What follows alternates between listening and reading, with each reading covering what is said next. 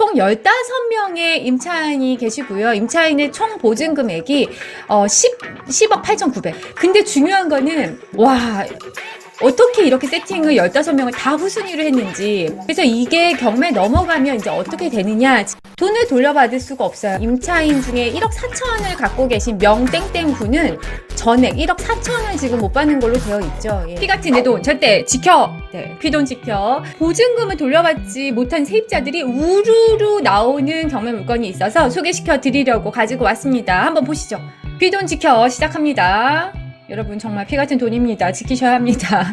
자, 이거는 구로구에 있는 다가구 주택입니다. 감정가가 12억 정도 됐고요. 지금 한번 유찰돼서 9억 7천에 나와 있는 물건인데요. 건물은 이렇게 생겼습니다. 예, 깔끔하죠. 깨끗하고요. 예, 괜찮은 물건인 걸로 보입니다. 입찰자 입장에서는요. 네, 안에 이렇게 보면은 층마다 3세대나 4세대 정도가 지금 이렇게 원룸 스타일로 살고 있는 것으로 보입니다. 자, 여기에 전입세대 열람을 보면 임차인분들이 굉장히 많이 살고 계세요. 네, 주르륵 살고 있는데요. 임차인 현황 이 정리된 표를 좀 간단히 보여드리면 총 15명의 임차인이 계시고요. 임차인의 총 보증 금액이 10억 8,900. 그러니까 거의 한 11억 정도 선입니다. 근데 중요한 거는 모두 전입한 날짜가 등기부 등본의 말소 기준 권리일보다 뒤에 다 전입이 되어 있습니다. 그러니까 임차인 입장에서는 등기부 등본을 띄었는데 뭐가 있었어 앞에 은행에 대출 받은 게 있었어. 근데 그걸 알고 아마 확인하셨겠죠. 근데 그리고 뒤에 들어오신 겁니다. 근데 어떻게 이렇게 하나같이 이 15명의 임차인을 모두 후순위로 만들었는지 이렇게 세팅을 와 어떻게 이렇게 세팅을 15명을 다 후순위로 했는지. 왜냐하면 뭐 건물이 크고 새 거였고 그러면 앞에 은행 대출이 조금 있어도, 왜냐면 집주인도 이거 집 짓고 하는데 돈이 필요하잖아요. 그래도 이제 내가 들어가도 사실은 이 집값에 비하면 안전하다고 판단이 돼서 들어올 수는 있지만 점점 이 인원들이 늘어나면 위험해진다는 생각을 하셔야 되거든요. 근데 이거를 처음부터 끝까지 15명 모두를 후순위로 배치했다는 거는 뭔가 부동산 사장님께서 엄청나게 괜찮다라고 설득을, 안심을 시켰기 때문에 이렇게 들어온 것이 아닐까. 그러지 않고서야, 예. 그리고 일반적인 부동산 사장님도 이런 상황에서는 집어넣지 않으실 것 같거든요. 뭔가, 예, 좀, 나쁘다. 나쁘다 생각이 듭니다. 네, 나쁘다. 자, 이분들의 보증금을 보면 전세가가 대부분 작으신 분들은 뭐 3천에 34만 원도 보이고요. 보통은 5천, 6천, 7천만 원, 8천만 원 정도 선인 것 같고, 보증금 많은 분들은 1억 4천 전세금을 들고 들어오셨습니다. 예, 적지 않은 돈이죠. 1억 4천의 전세 보증금인 건데 후순위에 있습니다. 다 순위가 뒤다. 그래서 이게 경매 넘어가면 이제 어떻게 되느냐. 지금 빨간 네모표를 보시면 아시는데 확인할 수 있는데요. 이게 이제 대략의 배당표라서 추후에는 확실하게는 다시 정해지긴 하지만 우리가 대략 예상은 해볼 수는 있겠죠. 채권 배당금이라는 곳이 이제 경매 넘어갔을 때 받게 되는 돈이고, 미수금이 못 받게 되는 금액을 표시하는데요.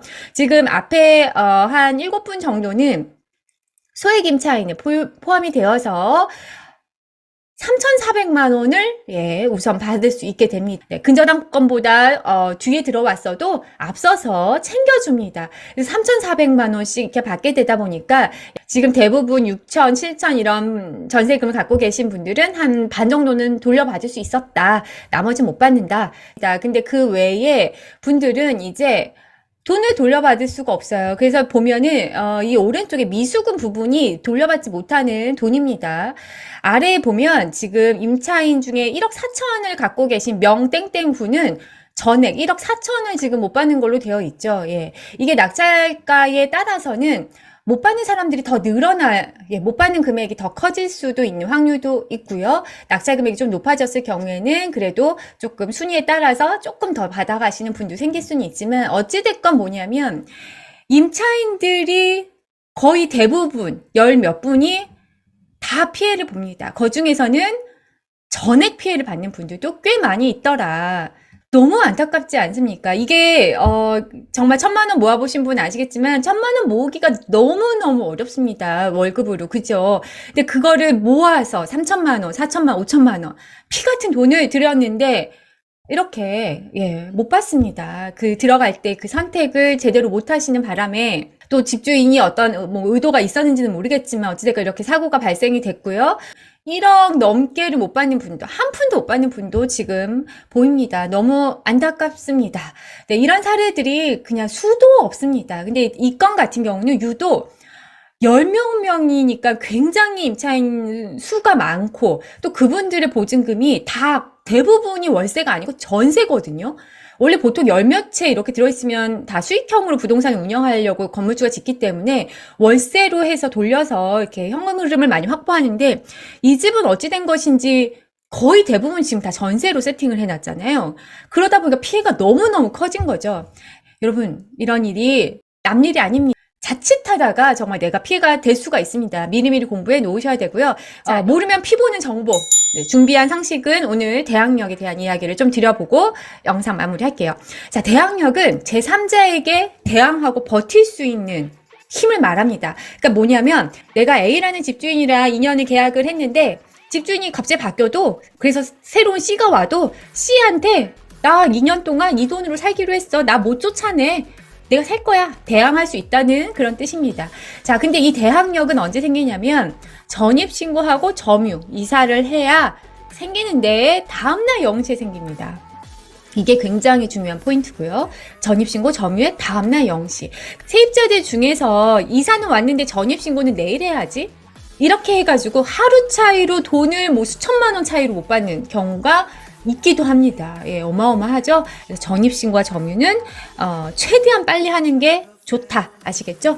자, 그리고 경매에서 이제 더 중요한 게 우선 변제권인데요. 우리가 왜 확정일자까지 다 세트로 외우시잖아요. 전입하고 확정일자 받아야 된다. 뭐 이런 이야기를 하는데 이 확정일자는 이 집이 경매로 넘어갔을 때 이제 배당을 받을 수 있는, 우선적으로 배당을 받을 수 있는 그 권리와 관련이 있기 때문에 확정일자가 중요해요. 근데 이 확정일자는 대항력이 갖춰진 다음에 해당이 되기 때문에 기억하시는 대로 전입하고 점유하고 확정일자를 받는 거는 당연히 기본이고요. 중요한 거는 아까처럼 등기부등본에 내가 들어가려는 집에 등기부등본에 뭔가 걸려있다. 근데 그 뭐 부동산장님께서 말씀하시길래 여기 집주인 지금 이 건물주야. 얼마나 부자인데 지금 고작 이거 뭐 7천 못 주겠어요. 그럴 리 없어요. 괜찮아요.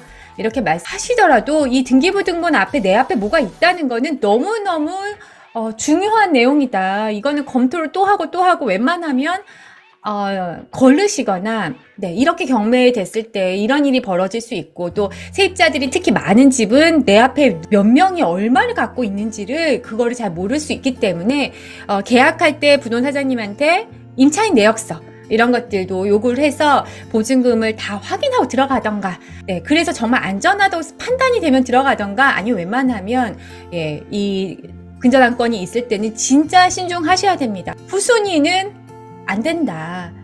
결국에는 이 대항력을 갖추더라도 돈을 내가 우선적으로 받으려면 순서가 앞서야 합니다. 피돈 지켜야 해서 여러분들에게 많은 사례들을 알려드리고 정보를 알려드리면서 여러분들이 정말 돈을 지킬 수 있는 실력을 키울 수 있도록 저도 최선을 다해서 돕도록 하겠습니다. 자, 그럼 이번 영상 구호를 외치면서 끝내도록 할게요. 피돈 지켜! 감사합니다, 여러분. 안녕!